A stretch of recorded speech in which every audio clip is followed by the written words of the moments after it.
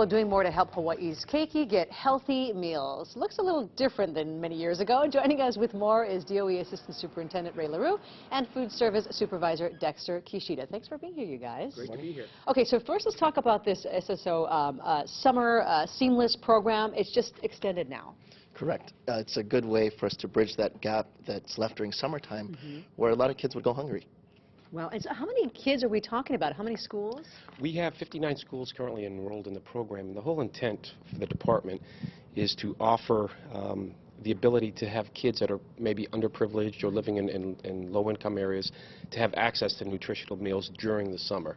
And it's a great program. We've had great success with it. It's been around for about 35 years, believe it or not, maybe under a different name, but it's something that we've accelerated over the recent years, and it's a good thing for the kids in our community. So let's talk about some of the lunches and breakfasts that we're looking at. You look at what here, and we went over to Inui School as well. This looks really different. What are the requirements now? Because that's a lot more than I remember.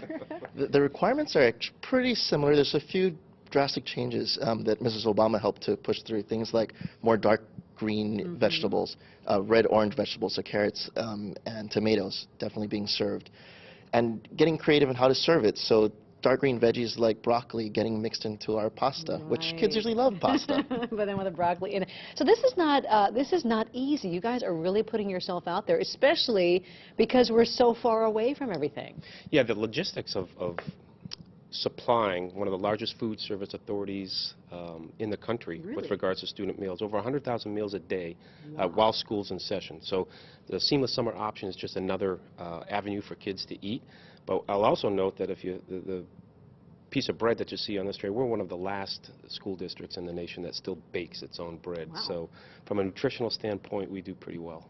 So okay, so we got to talk about incorporating some of the local stuff, because that's what people want. You got to make sure the kids want to eat it, but that's also a challenge too. It is. There's sodium benchmarks that the USDA has rolled out, ticking down to like 700. Really, show you becomes an issue. So we're just finding creative ways and other methods, working with our community colleges and others to develop recipes that we can implement in our schools to tick down that sodium count, so we can reach the benchmark. Ever so slowly. You guys have a special committee for that, too. We do. Well, thank you very much. Great work helping an awful lot of people in our community. Thanks, guys. Great to be here.